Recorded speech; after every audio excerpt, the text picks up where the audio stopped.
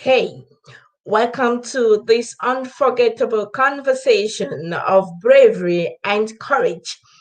Sometimes even to live is an act of courage. My name is Vera Sompon, and I am called to help you to overcome the fears in order for you to achieve the very purpose for your existence. I encourage you to stay tuned today for this unforgettable conversation. And please share the link, invite your friends so that we can continue this conversation as a family. We are because you are. Stay tuned as we continue in this conversation.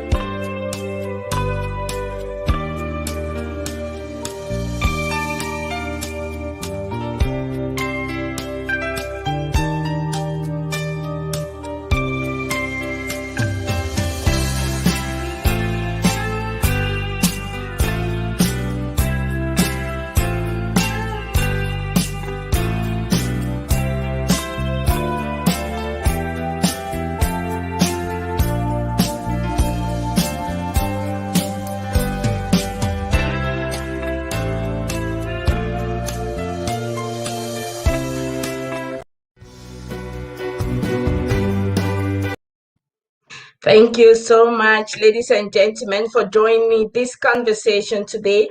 And of course, the topic of our conversation today is bravery and courage, which is the most essential for me, the ingredient we need to overcome and to succeed in every areas of our lives.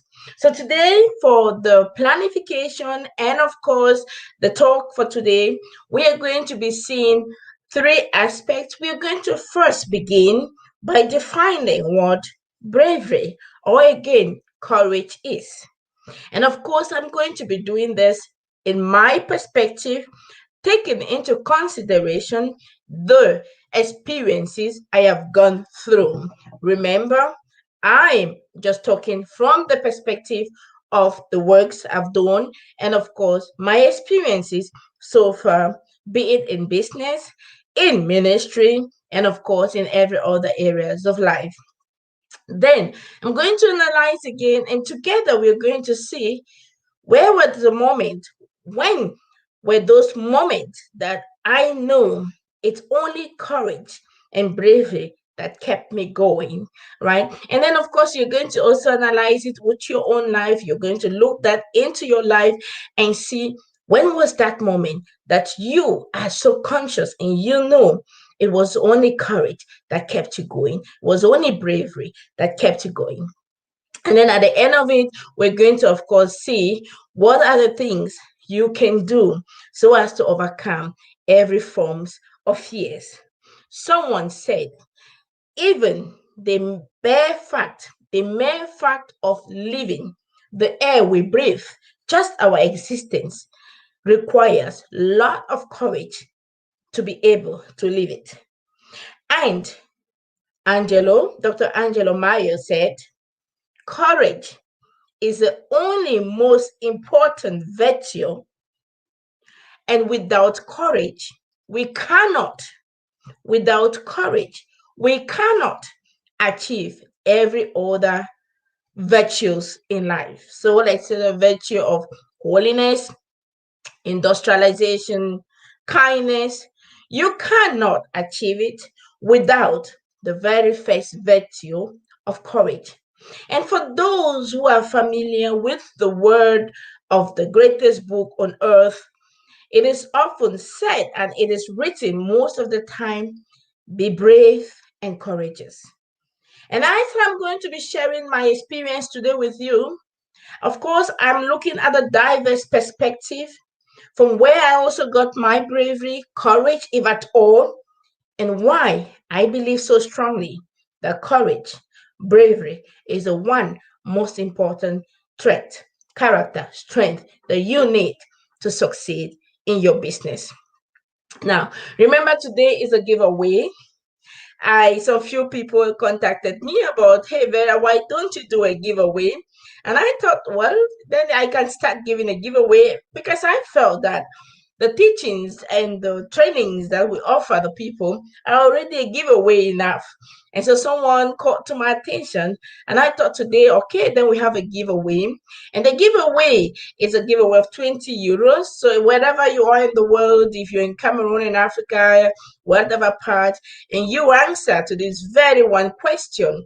And the question, of course, today is to understand, to know what you think, which is this very one threat, which is the very, very important, essential character, trait, strength that everyone needs to succeed in business or again in any other area of life. And of course, for you to win this, you have to stay to the end of this conversation, because it's after the conversation that we're going to be reading the answers and, of course, getting to know who is going to be the winner of this giveaway. I welcome you, ladies and gentlemen, for this conversation with me. Thank you for giving me the gift of your time. I can see you all. Thank you for being here. And I'm very courageous and very encouraged by your presence, because I know it is again an indication that it is not for nothing what we are doing.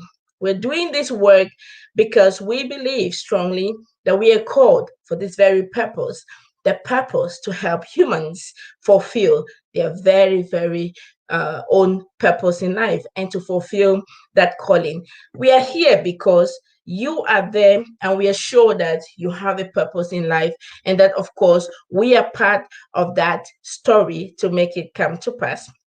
So let's start the conversation with finding out what exactly is courage, and how did I experience, did I perceive, how do I perceive courage, and how do you maybe perceive courage? What is that courage? What is that bravery? And so for me, 4 things I took away and I'm taking away from my experience is that, one, bravery means to me to stand up for something that it is your own truth. You're standing up for that truth, no matter what. You know, it is the only reason for which you are called to live. It's the only reason for your existence, and therefore you're standing up for that truth. You're standing up for that reality, your own reality, your own imaginations, your own story that you have created, and you stand up for it no matter what. Bravery also is when you're seeing the fear. The fear is before you. You're seeing, even it seems to be the danger before you, yet you hold that danger and say, I will still, no matter what, go through it. I will still, no matter what, do it. I will still, no matter what, overcome it. So you see the danger, you see the things within you making you feel that it is impossible, telling you, oh, this is a dangerous path, don't go there. Your inner thoughts, they keep coming up and they tell you, don't go there, don't do that. The neighbors, they tell you, don't do that, don't go there. But you are so convinced. You're convinced about your truth. You're convinced about that fact that, no, this is my path. You're so convinced, even when the ground is shaking, and you stand on that. So for me, this is bravery. And courage, of course, is in combination with the endurance that comes in it, the endurance that you will have to face as a result of this bravery, the confidence that you will have to exercise as a result of taking this bold step, and your own pattern of thinking, your mindset, the high mind thinking, the pattern, the way you think about your own self in that process. And of course, that industrialization, that industrious actions, those industrious actions that come as a result of you braving through that fear. And therefore, in other words, one would say courage is to become who you are called to be by overcoming and facing one, that fear, and overcoming the fear. So someone in the past, I read a book and someone said fear actually is a false evidence that appears to be real. If you have been in a movie room or in a cinema hall, or for those who produce films like myself, you realize that at times in most of the films, there are illusions that we sell to the people. We want to bring out a certain information. So we portray it in a way that the people can either perceive it positively or again may scare them. So when you sit in a cinema hall, you see all this lightning coming in. In fact, they are not true lights and they are not even true, but they are illusions in your eyes. You see them like truth, but they are not true. For those in the film industry, you know very well we use the green board or the green cloth, right? The essence of the green cloth is to be able to play around with the film after that. So we can manipulate it, we can add some tricky things inside. And for the person who buys that film, the consumer at the end, he doesn't know what we did behind, right? We did our job, and the consumer, we manipulated the consumer somehow.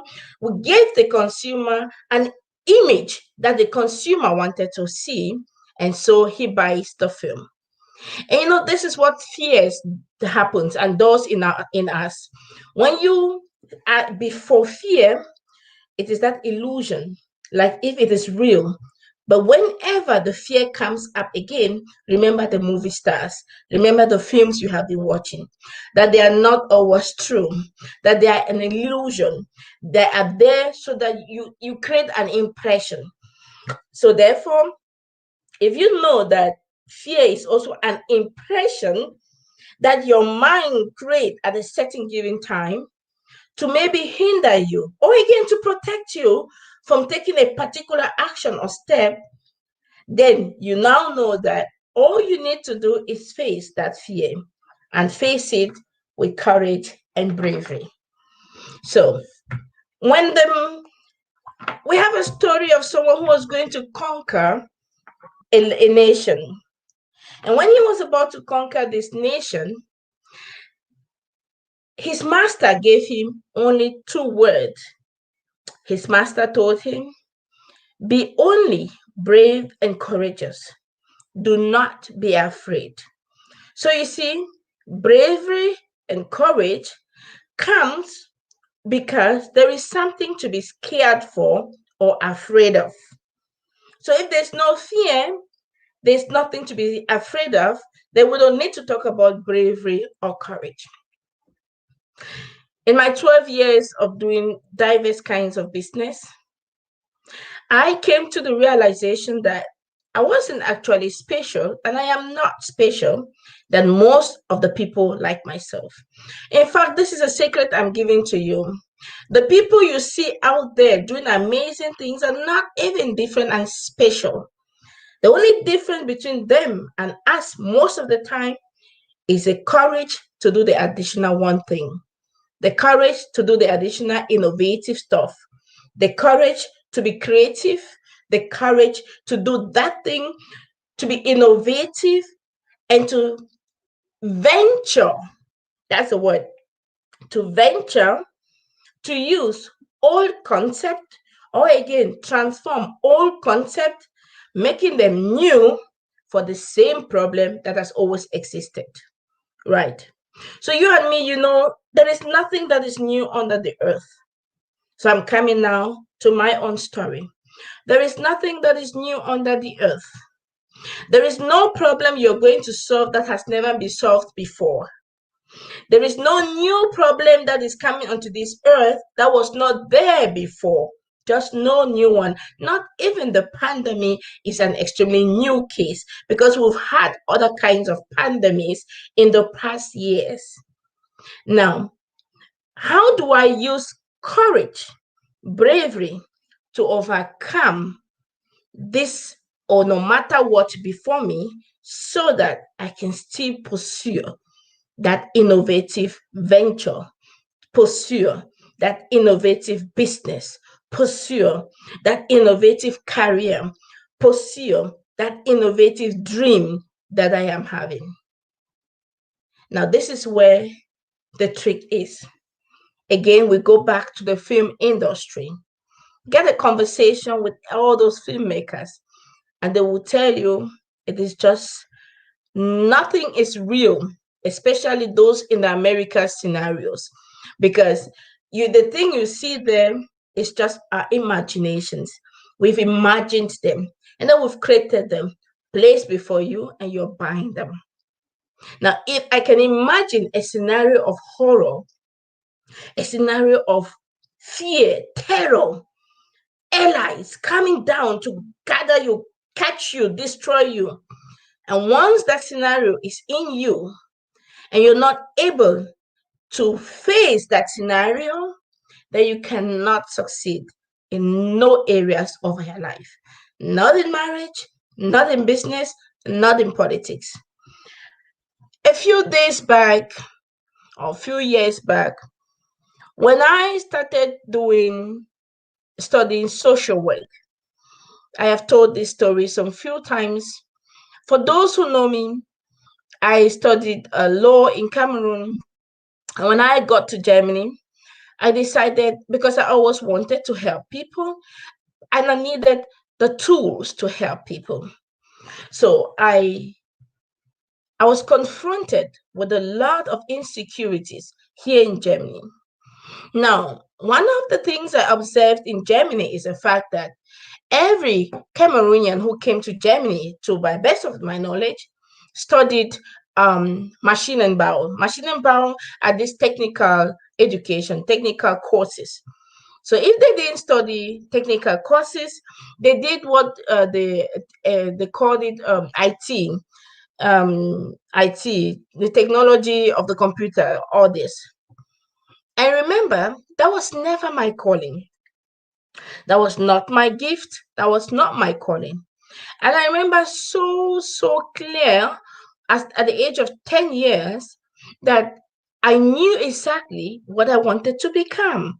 I knew that if I did, I would have done law, and I would have become a journalist, and I would have become a trainer or a pedagogue, like what I am today. Of course, I'm doing all three today. Amazing.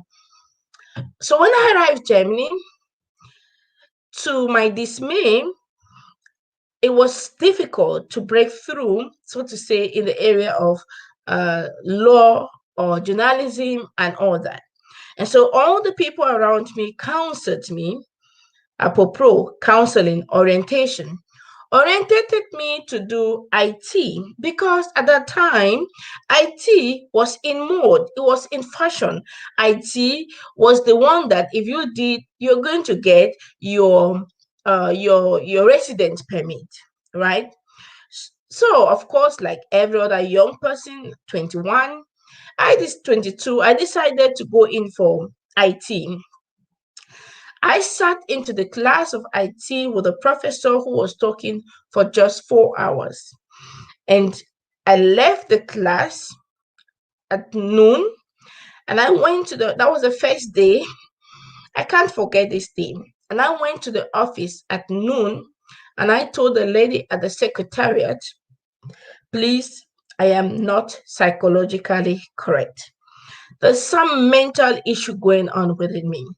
I need a 6 months of breaks to analyze if I'm truly in this class and if this is what I want to do. Now, when I went back home, I just got my husband, and my husband was telling me, I'm going to teach you all the mathematics and help you so you can be able to cope with the system. Now, when I went back home and I told him, you know what, my dear, I'm sorry to reject your help, but I think that this is my own battle and my own fight. I don't think that you can really teach me the mathematics I left some many years back, so I can be able to understand it now and to learn in that language. No, it will be possible. So I prefer to go back to my orientation, to where God had called me. And I told him, I'm so convinced without iota of doubt that I have been called to help people.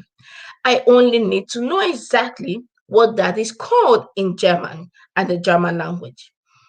And therefore, I thank God for his life, because he was very cooperative and said, okay, it is your decision, so I support you, whatever you do. So I remember going back to that school. And I told the teacher in that school, or the secretariat, I know what I want to become at the end of any course I'm going to do. My intention at the end of any course is that I be able to have tools and instruments to help people at the professional level, to give them training, guide them, orientate them.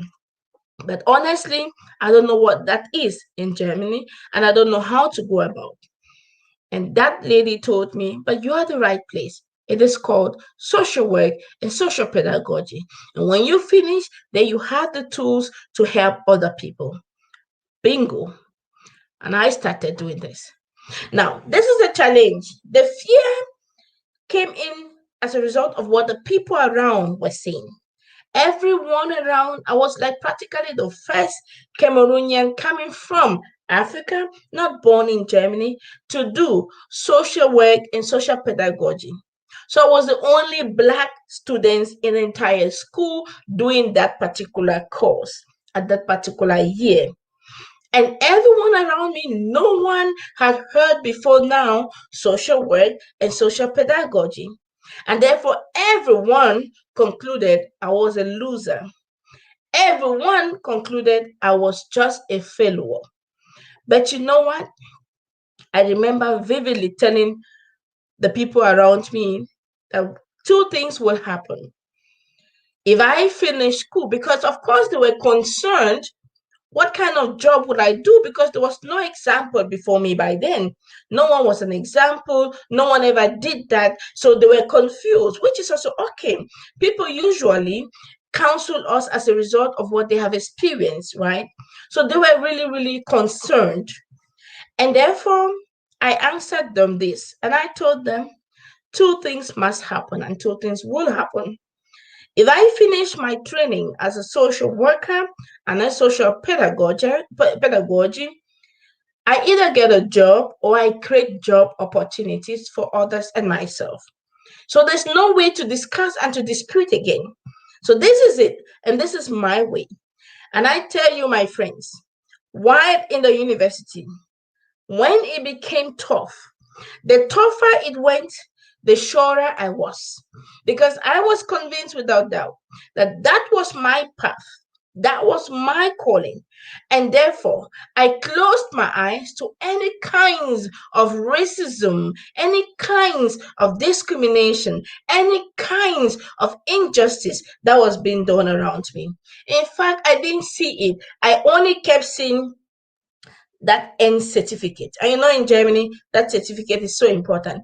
So everything within me, my mind, my body, my soul, was only waiting for that last day that I was going to get that certificate titled Recognized Social Professional Social Worker and Social Pedagogy. And you know what?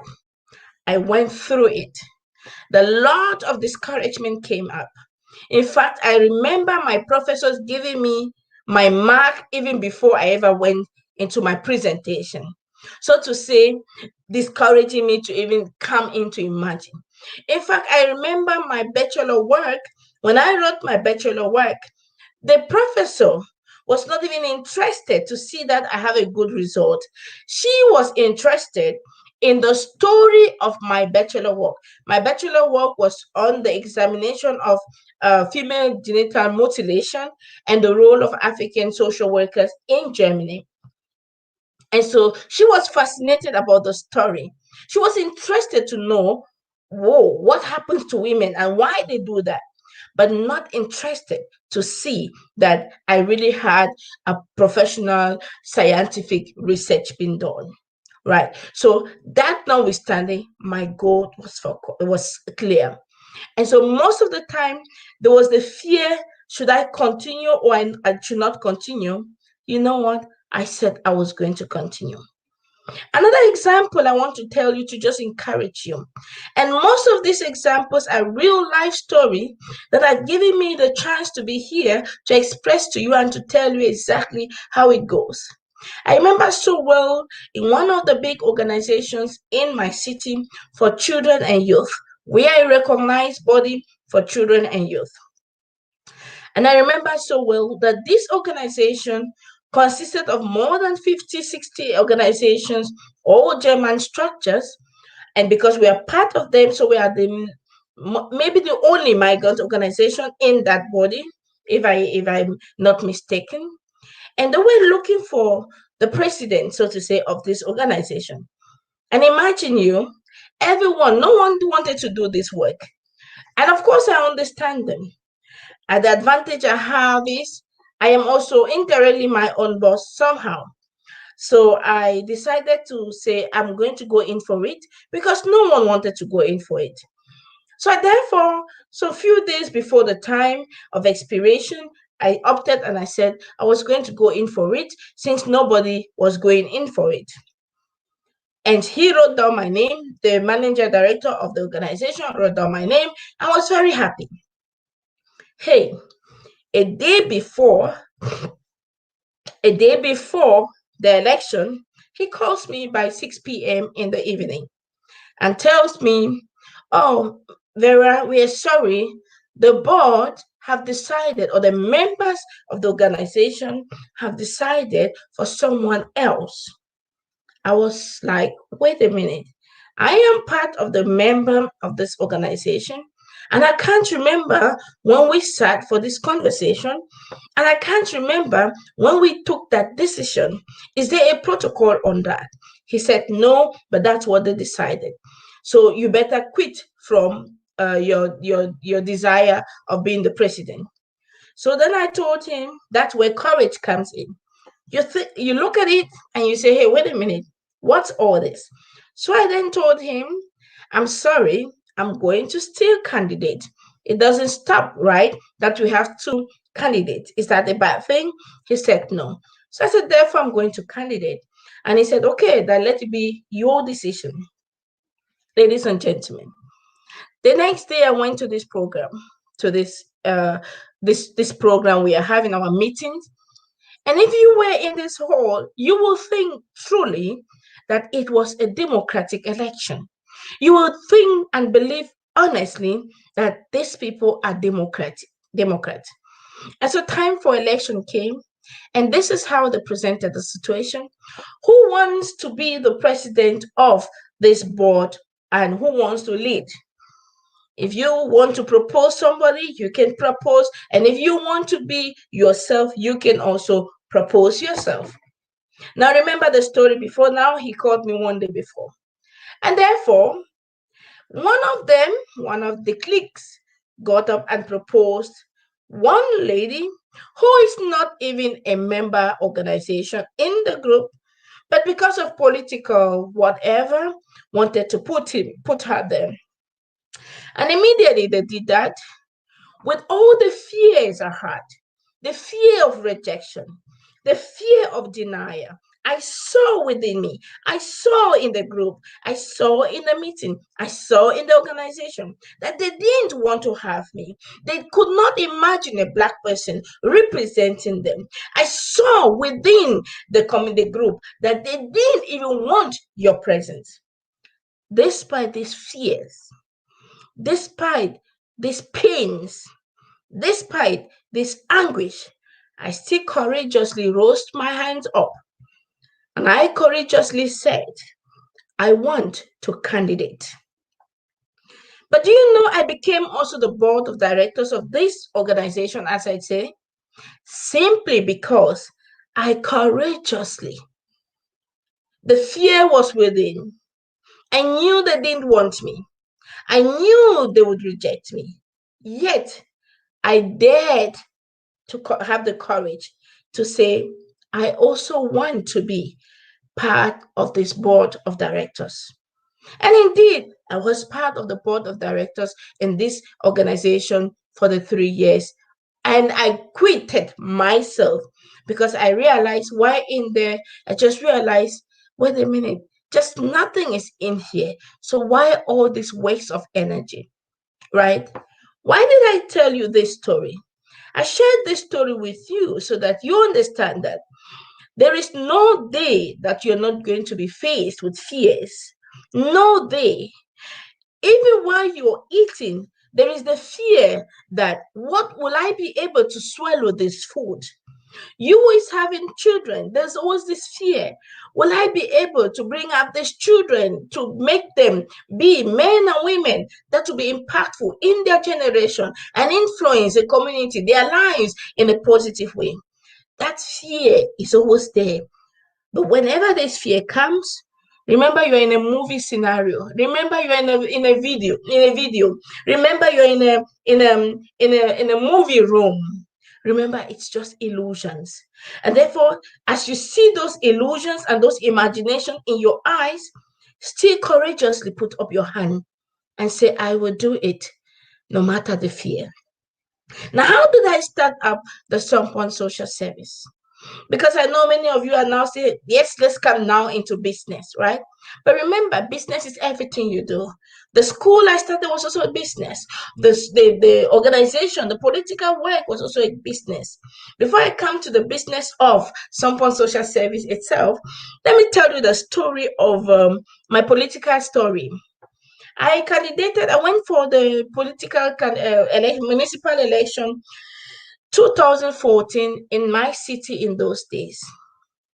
And I still had my fears on one hand, but I had that bravery and courage. Be only brave. These people that you see out there, there is nothing that differs you from them, except that they have chosen to carry their bravery on one hand, and that fear is still there. That fear wants to pull them down, yet they say, yes, I know you are there. I'm seeing you. But you know what? I still go for it. And the only thing that comes with this is, of course, the fear is the fear of being rejected, the fear of being isolated, the fear of being not belonging. Those are the things that make us afraid, right? The fear of failing, the fear of not succeeding in that thing, the fear of what people will say around you. How often have you not done that thing you wanted to do? Because you are afraid of what A, B, C will say.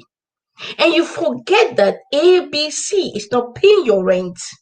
You forget that ABC is not your God. You forget that ABC will not be the one to open you the gates of heavens. How often have you done the things that you were not convicted of because of the fear of what B will say, Z will say, W will say? And you, unfortunately, destroyed your true identity because you wanted to please the other people. Now, back to my story. If I did not take my courage in my hands and bravery, I would have gone to do IT. I don't know what I would have been doing in the IT world, right? I don't know. Maybe it would turn out to be something good, but I'm not sure that I would have been so good at it as what I am good at today. Right, I'm not sure about that, and I'm not sure that I would have been able to establish myself in it as I am doing today. And I'm not sure that I would have been so happy in doing what I am doing. I can talk the whole day when it comes to empowering somebody, when it comes to giving tips and tricks, because I love doing it. I can give you all the tricks, all the techniques I've learned. You know why? Because I love doing it. And if I did IT, maybe they would have taught me some code, how to always hide things. so that I would never expose to you the truth about certain things, because I would always want to hide. The people who did IT are always coding things, always hiding things. You want to find out, how did you get to buy B? He tells you, oh, I'm going to come back to that, but never comes back to that. How did you buy? How do you do this? It tells you, oh, I will come back to that, but never comes back to them, because they're always coding things, right? Always hiding information. I would not have been in the position to always give you the information I'm giving free of charge, because some ITs, or the world of IT is full of technological codings, right? So I'm not sure I would have been that so successful in what I would have been doing. Now, courage is so important and so vital. Courage is that ingredient that you need. Now, someone told me, yeah, but Vera, for a successful business, you need innovation, you need creativity, you need to have a vision, you need to be humbled, and all that, right? Those are good marks of leaderships, but it doesn't make you succeed, because you can be innovative, but if you don't have the courage to come up with that concept and face that crowd and tell them, this is what I think. It is the same problems that have always been there. We always have the same school problems. We always have teenage problems. We will always have marital problems. So today, we don't need to look at these problems as if they are new problems. They are always going to be there, and the same problems. Difference is the innovative ideas and concept will bring in to solve old problems, right? But for you to write down that innovative concept needs courage. Because how do you come to convince your president, your government, that this old school, this system is an old one, and then tell them this is a new system, this is a new curriculum that can help the people so that we can achieve the Africa we want, for example, right? So, in as much as we are innovative, in as much as we are humbled, in as much as we are, all the characteristics of leadership we have, like Dr. Mayo Angelo said, without the virtue of courage, you can't even do any of them. So therefore, go for courage. But you know well that courage is just this endurance, the confidence to hold that message, and of course, knowing that the fear is there. But also knowing that fear is like the illusion. You're in a film, a cinema hall, watching the film of life. I have to laugh on this, because most of the times I go into even in my deals, business deals, partnerships, like though I was in a film of life, and I was look at my film before I get them. So I put all the actors, all the players, they're all there playing, and I'm already imagining all the techniques and all the tricks they're going to bring. And then I watch myself negotiating out of that situation, and with fear, yet negotiating out. So it's like never giving up. You know it is not there. You know they don't want you. You know they are pushing you out. But you say, I'm not giving up. I'm not giving up. I'm going to be here. So back to my political career or political municipal election. I spoke to the mayor, and I asked the mayor one question. Sir, in this city where we have more than 40% people with international background. How come none of them are represented in your parliament? And you seem not to be worried about this. How do we do it so that people with the other 40% be represented, not at the small level, but at the political level where policies are being made? And this guy told me, no, Vera, this is too demanding. You can't sit there. It is not for them. Word for word before me. And I looked at him into the eyes and I said, then if it means me being the first, then I'm going to start. Because I think that's been unjust. That's been unfair towards the 40% of the other people. And you know what? Indeed, I waited and I waited for the time that elections were going to be taking place. But before then, I wrote a brave letter. And I wrote to the municipal council and to everyone around. And I said, in this city, we have 40% of people with migration, with international background. And I think that it is important that they be heard and from their own perspective, not from the perspective of the white people sitting in there, not from the perspective of only those who are born here of the second and third generation, but from the perspective of those who are coming in new so that they can refresh the parliament. And like in that city by then where I was, they called a meeting because of that. And because I asked that, I was called into the board of councillors to counsel them to be able to do their work properly. Now, when I think back of it, I'm asking, oh God, who gave me that courage? But it was courage that made me act that way. I would have thought about it. You are thinking a lot of many things you want to do. It doesn't end by just thinking, my friends. It doesn't end there. It doesn't end by you just thinking about it. It doesn't end by you just murmuring about it. It doesn't end by you just accusing other people. It doesn't end by you blaming other people. No. After you have blamed, after you have accused, after you've spoken about the injustice, after you've had the dialogues, then make the move. Because if you don't do, no one else will do. If you don't do that thing you are called to do, no one else will do. And so I had to sit with all these people and giving them counsel. So this again was not because I was so powerful than you. No, forget that. The only thing that made the difference is that I held my fears, but I looked at it like though I was in a cinema hall, that it is a game of life. It is illusions that are coming out. Those are imaginations, things that are happening, but are not true. And therefore, write that letter. And I wrote it and I got it in there. So I don't know what you are going through now. I don't know the vision God has put in you. And your surrounding is pulling it down. Your surrounding is telling you no, because of A, because of B, because of C, because of the elite, because of this, because of that. You should not go in for that. Hey, I don't know who is discouraging you, but if you are taking anything home today, take this along with you, that you are not complete until you start living the life that you're going to live. And for you to live that life, you must be brave and you must overcome fear. You must face the fear and then overcome it.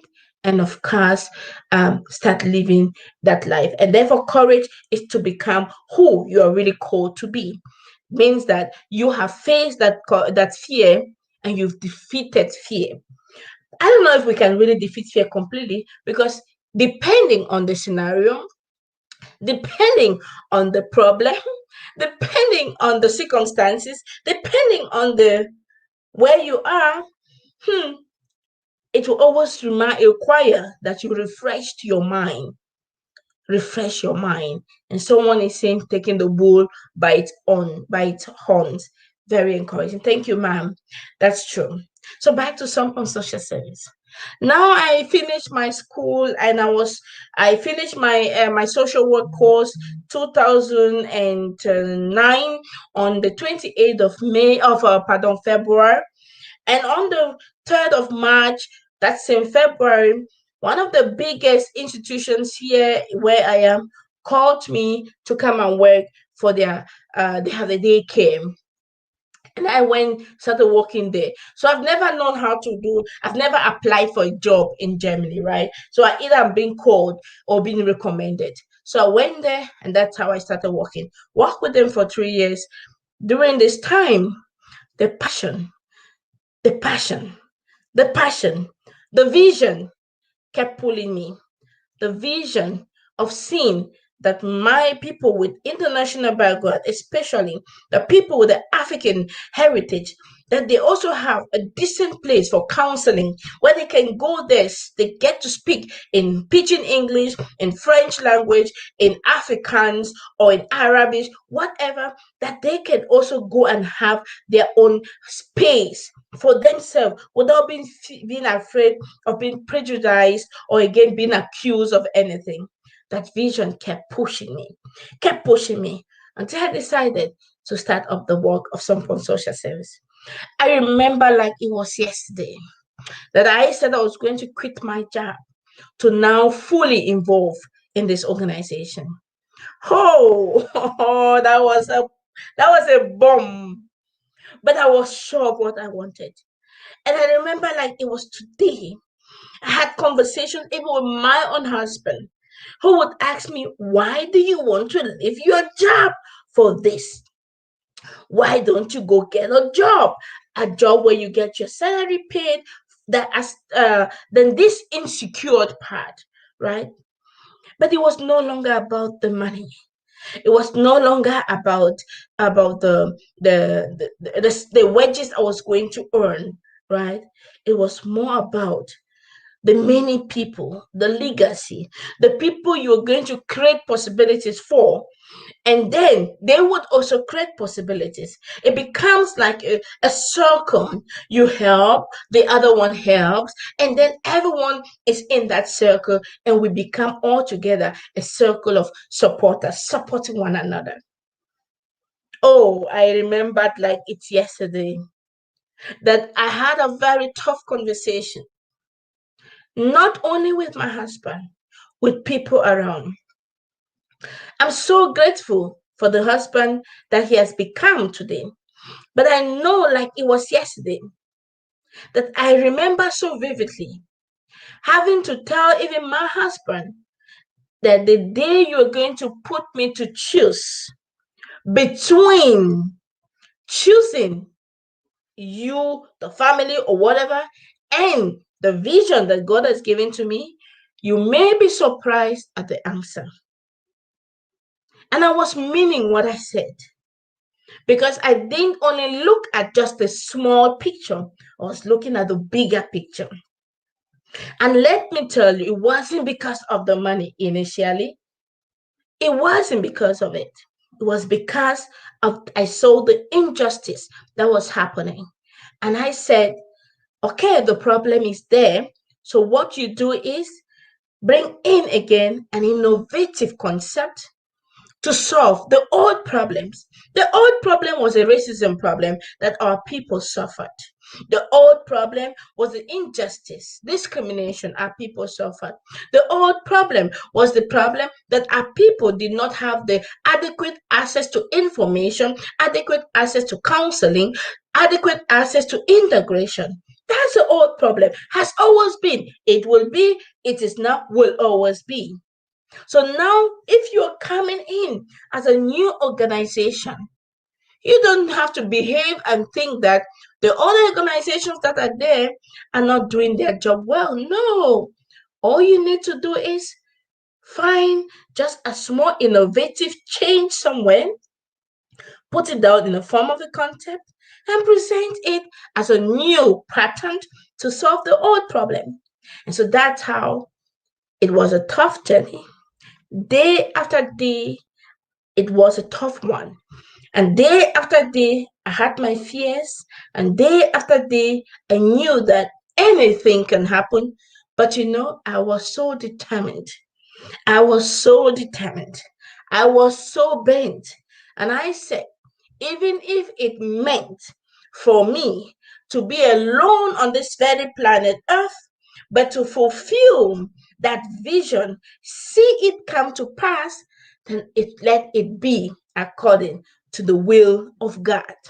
Now, the challenge we have is that you will be surrounded with people around you who will tell you, what is the will of God? The will of God for a woman is to get married and take care of her children. What is the will of God? The will of God is that you take care of your children. What's the will of God? The will of God is that you take care of your husband. What's the will of God? The will of God is that you be at home. What's the will of God? The will of God is that. It will take enough of courage to say, yes, I know all of this will of God, but I also know that the God that we serve has also given me a purpose. And you must be so courageous to recognize that purpose and then find Him. Because if you're unfortunate, like many people are unfortunate, they have husbands who have lost their vision, husbands who have no dreams. Many people live in these relationships that the husbands have lost dreams, husbands have no vision, husbands have nothing pushing them, so that you can come with your own power, strength to add to it, so that you now have your own vision in his vision, right? Many are without. So how do you cope? How do you cope when you have someone who is not seeing any, who is saying, no, I prefer to just go do my work and come back? I have nothing against that. But there are people that know that the work of God, it doesn't end by just going do this one work. They know that it is impacting the lives of people. And if you are unfortunate and you have that kind of a person, then your own is troubled, because you will have not to live your own vision. Then you are surrounded with those people who will tell you, oh no, you're being stubborn. They will give you names like you're rebellious, and then they'll quote it by saying that rebellious is like the sin of witchcraft. So indirectly saying that you're a witch or you're a wizard. So making you again feel so uncomfortable to be able to pursue the vision God gave you. Now, I have the impression most of the time that we believe strongly that the vision is only given to male human beings. What if God gave you a woman who has so much power and can have those visions, and you back her up? Would that not be an amazing stuff? Right? So I had to sit down with my husband one day and I told him, hey, sir, I beg of you, it is like you're telling me, if you want me to be happy and you want to be happy in this relationship, oh, you better let it. And I want to use this platform to also be appreciative to those who mentored me by then. I had a friend, Dr. Alex Maffo. Wherever you are, and if you happen to hear this from or happen to hear this conversation, hey, I want to salute you and say thank you for your support. Because I remember those days that Dr. Alex Maffo told my husband that, sir, my brother, this woman is not ready. The energy she has, you can't stop it. You better support it and gain her than to fight it and lose it completely. And I'm thanking you, my husband, who is now has just lost the father. I pray that you have the courage to overcome these hard moments, my dear, who listened to him and said, hey, you know what? I think this is time for me now to give you all the support. And at that moment, when he gave that support, it became a different ball game altogether. Because then I could really carry my fear, but I knew that there was a support system. I knew there was a balance. I knew, you know what? So or so, I only have to forge forward. And so today we are what we are, or we have built what we have built.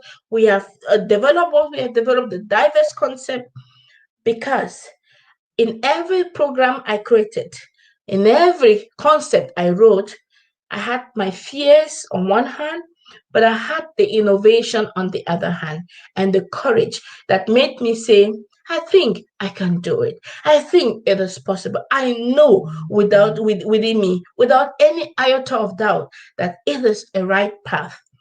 And this bravery, you can also have it. In fact, you have it because you are a child of God. When I say child of God, I don't mean a religious God, a religious child, but you're a child of God because you are created from Him.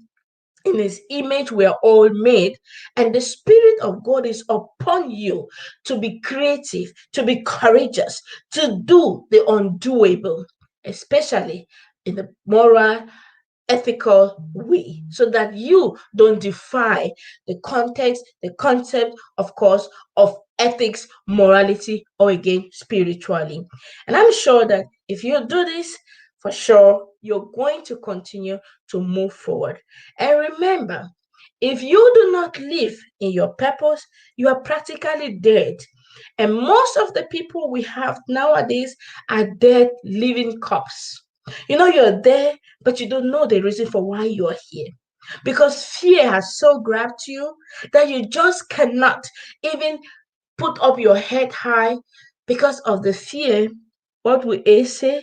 What will B say? Who cares what they will say? You know what? The truth is that if you care so much about what A will say and what B will say, hey, you will be disappointed because A has even not your interest at heart, or B doesn't even have your interest at heart. I tell you again a short story.